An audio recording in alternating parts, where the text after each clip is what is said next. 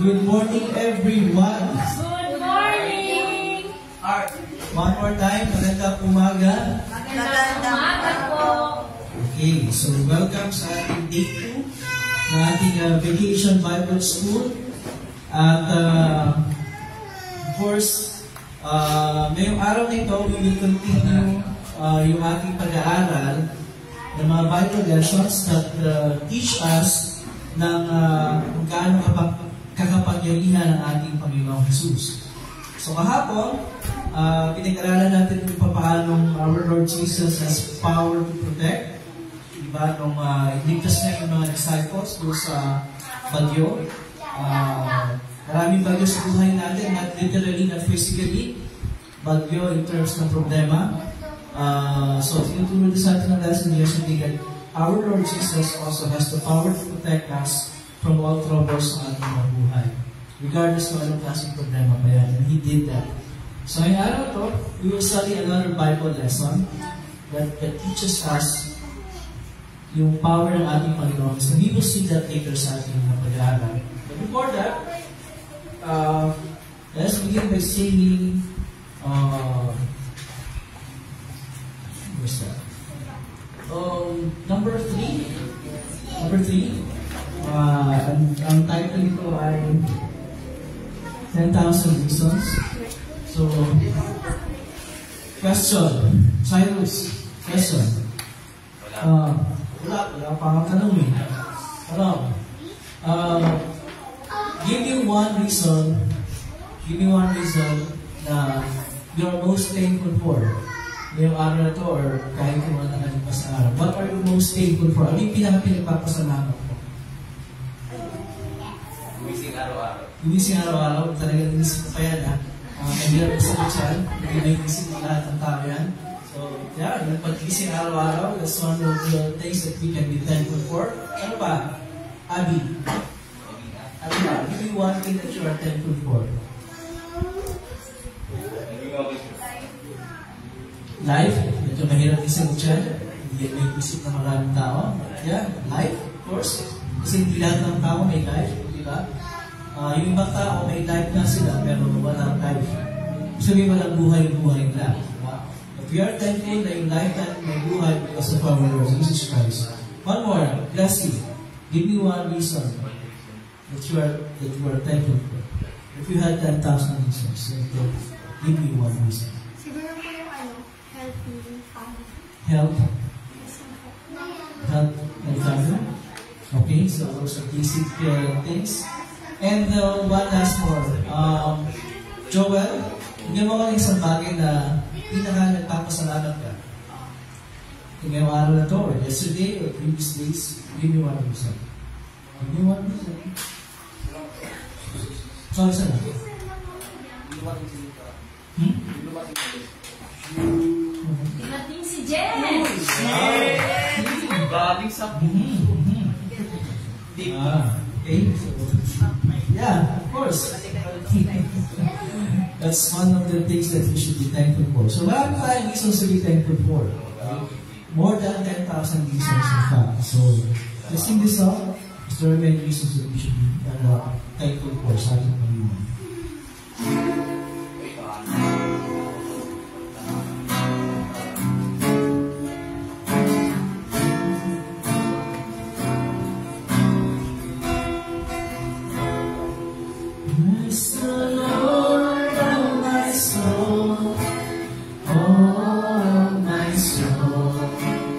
Worship His holy name.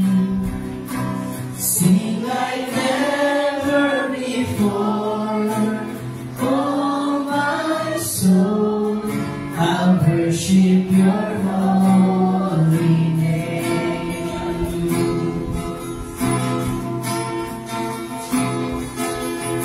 The sun comes up, it's a new day coming.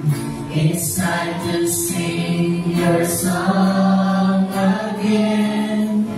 Whatever may pass and whatever lies before me,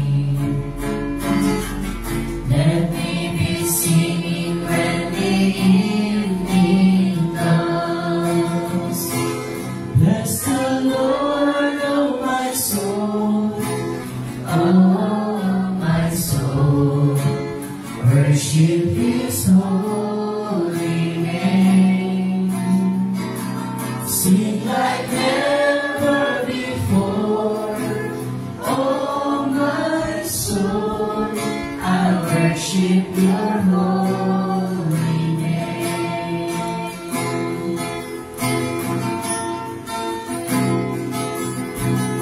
Rich in love and you're slow to anger. Your name is great and your heart is kind. For all your goodness I will keep on singing. 10,000 reasons for my heart to find. Bless the Lord, oh my soul, oh my soul. Worship His holy name. Sing like never before. Oh my soul, I worship your holy name.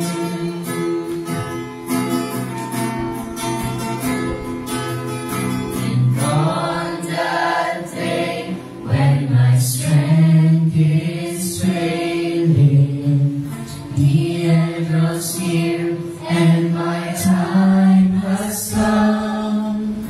Still my soul will sing your praise unending. 10,000 years and then forevermore. Bless the Lord, oh my soul, oh my soul. Worship His holy name. Sing like never before. Oh my soul, I worship your holy name. Bless the Lord, oh my soul, oh my soul.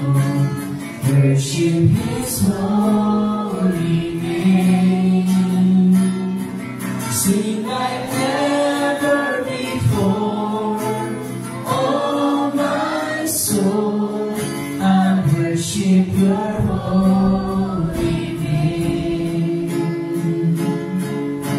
I worship your holy name. Lord, I worship your holy name.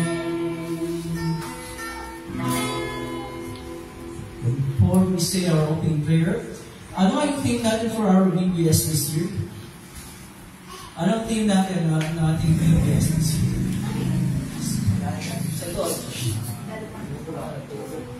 Ano yung theme ng ating VBS this year? All power in heaven. Yes, very good. Visualize us. Ang ating theme is all power in heaven and on earth. So lahat ng kapangyarihan ibinigay sa ating Panginoong Jesus sa langit at sa lupa. So again, pag sinabing binigay sa Kanya ang lahat ng kapangyarihan, it means siya ang all-powerful, ang pinakamakapangyarihan sa lahat. And pag sinabi natin pinakamakapangyarihan sa lahat, it means that walang imposible sa Kanya. Lahat ay posible sa Kanya. Even those things na imposible para sa atin, posible para sa Diyos. And because of that, we will sing our hymn. Next song, Posible Kahit Imposible, page 34. Page 34.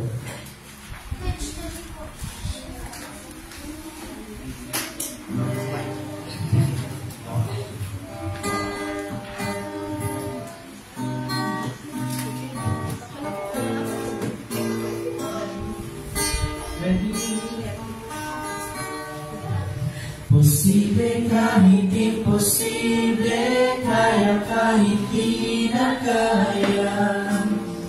Sa Panginoon, posible kahit imposible, kaya kahit di na kaya. Mag-iwala sa Panginoon.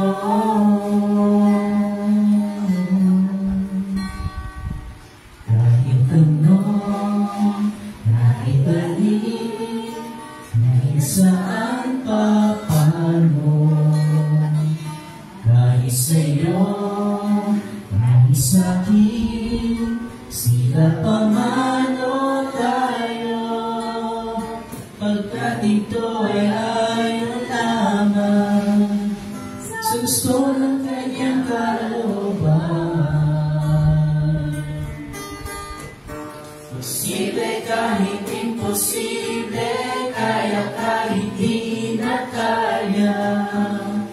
Sa Panginoon, posible kahit imposible, kaya kahit di na kaya.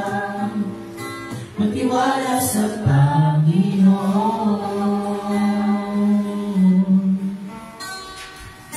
Kahit bagyo, kahit ilim, sisikat ang liwanag. Pag nahinto ang pag-ibig, na hindi mawanag, asahan mo kanyang biyaya, ay hindi mawawala. Posible kahit imposible, kaya kahit di na kaya. Sa Panginoon, posible kahit imposible, kaya kahit di na kaya. Magtiwala sa posible kahit imposible, kaya kahit di na kaya. Sa Panginoon, posible kahit imposible, kaya kahit di na kaya. Magtiwala sa Panginoon.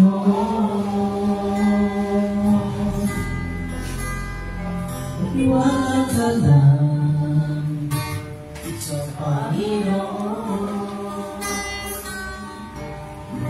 Okay, so let's say our prayer. Let's bow our heads. Let's close our eyes, hold our hands, and then let's pray to God. Manalangin tayo sa pangalan ng Ama at Anak ng Espiritu Santo. Amen. Panginoon, muli po maraming salamat sa panibagong araw, panibagong umaga, panibagong kalakasan na pinagkaloob po niyo sa amin. Salamat po sa bibig na pagtulog at sa panibagong pagkakataon para ipagpatuloy po namin ang pag-aaral ng salita. Samahan niyo po kami at patnubayan para lalo po lumawak ang pangulawa at po sa inyong kapangyarihan. Po aming dalangin sa pangalan ni Jesus. Amen. Okay, so yan yung ating klase. Yung kay Teacher Liza at kay Ate Abigail dito sa Sunday School Group. At yung mga kay Teacher Marian dito sa loob. At yung iiwan na estudyante ko. Sino ba estudyante ko? Ako na.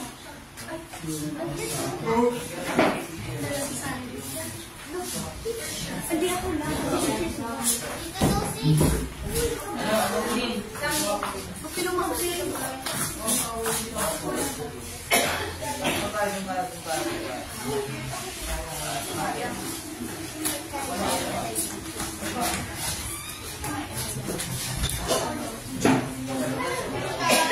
Okay, yung tatlo kong estudyante, tatlo ba, apat? Ano kami, lima kami.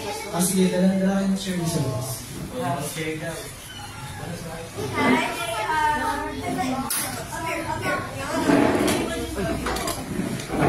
Uy, ito na buka ito sa harap.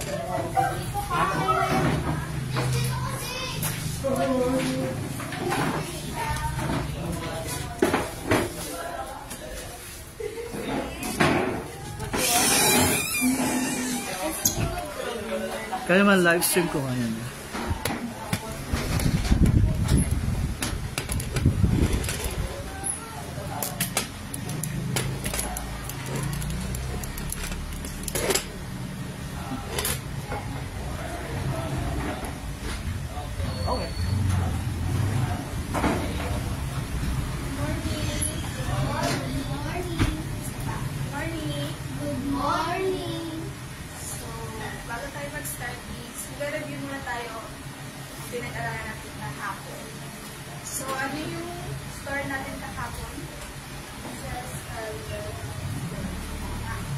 So, ano yung nangyari sa vacation?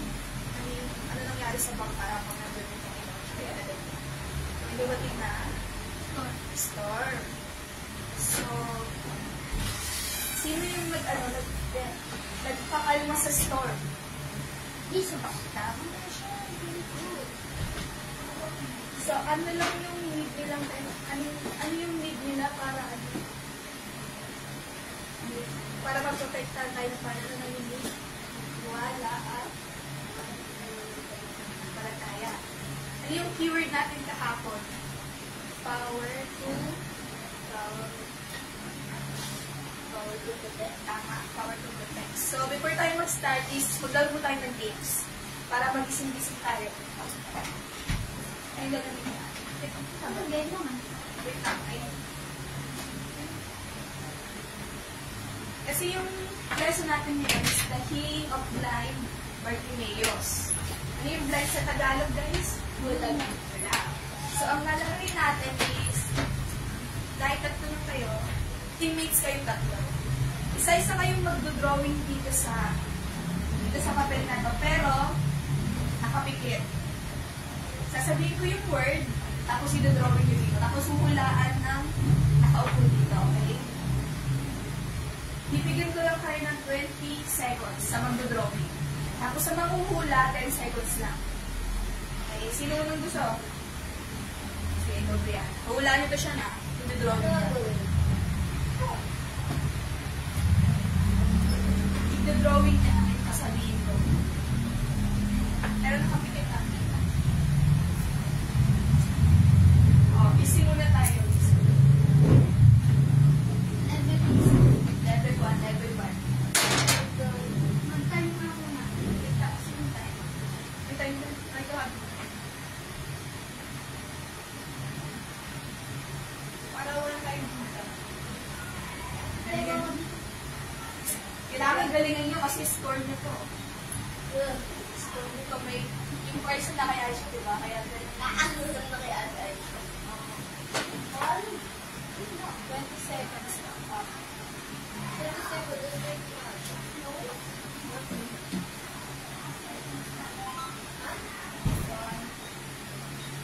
Ito siya. Okay na.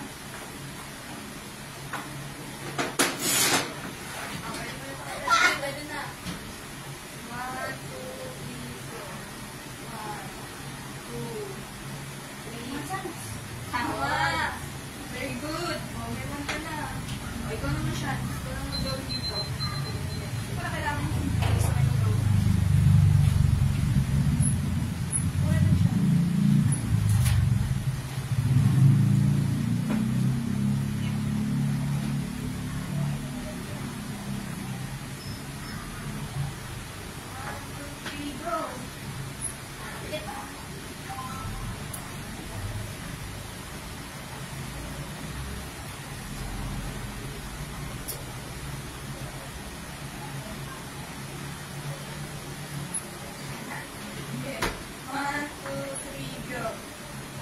Ang galing naman. Apat po na kayo. Audrey, ikaw naman. So, here.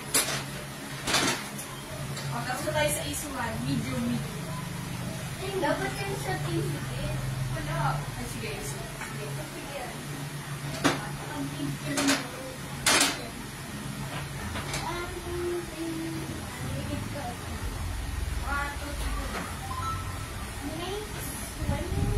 Para kayo yun ulit eh. 1, 2, 3, go. 3. Medium na tayo. Hanggang naman to. 3 rounds. Yung level 5. Oo, yung first.